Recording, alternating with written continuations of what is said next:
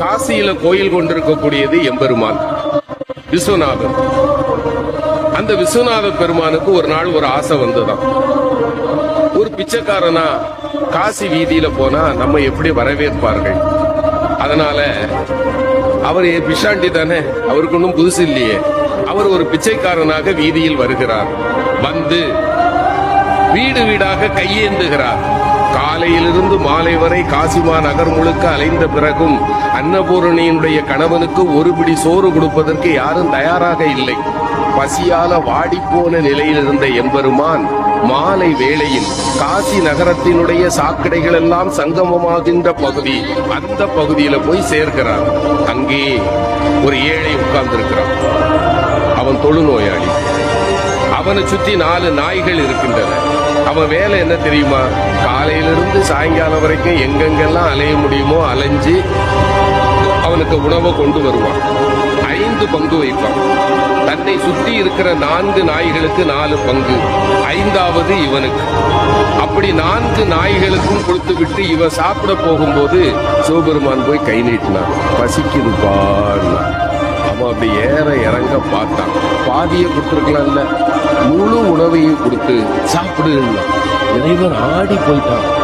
பெரிய பெரிய மாளிகையினுடைய வீடுகள்ல கூட எனக்கு ஒரு பிடி உணவு கிடைக்கல, இவன் மொத்த உணவே இவ்வளவுதான், இவங்கிட்ட நான் யாருன்னு சொல்லிடணும். அப்பா நான் யார் தெரியுமா?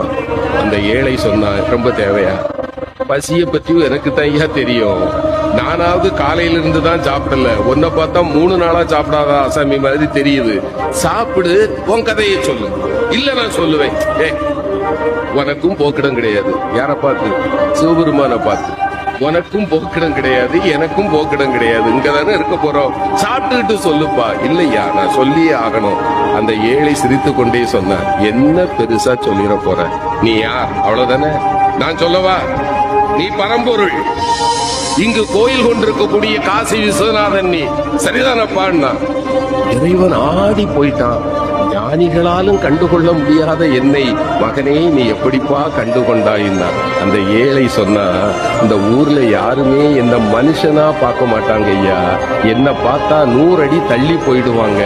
ஆனால் என்னைக்கு சமமாக அமர்ந்து அழுகி போன என் கையில் இருக்கிற உணவை கூட உண்பதற்கு ஒருவன் கையேந்துவான் என்றால் என் கருணை கடலே, உன்னை தவிர வேறு யாரால் ஐயா இது முடியும்? நீ என் முன்னே வந்து அமர்ந்த போதே நான் கண்டுகொண்டேன் நீ யார் என்று. எம்பெருமான் அவன் கையை பிடிச்சான். அவன் தொட்ட பிறகு மேனில ஒரு நோய் வருமா? அவன் கையை பிடித்துக் கொண்டு சொன்னான், மகனே ஏன் நான் உன்னை தேடி காட்சி கொடுக்க வந்தேன் தெரியுமா? 4 உயிர்களுக்கு நீ உணவு தருகிறாய் பார்த்தாயா? நீ உண்பதற்கு முன்னால் 4 உயிர்களுக்கு நீ உணவு தருகிறாய் பார்த்தாயா? உன்னை விட மிகச்சிறந்த கொடையாளி வேறு யாரும் இல்லை. இந்த கருணைக்காகத்தான் நான் உன் முன்பு வந்தேன். அவ்வளவுதான்.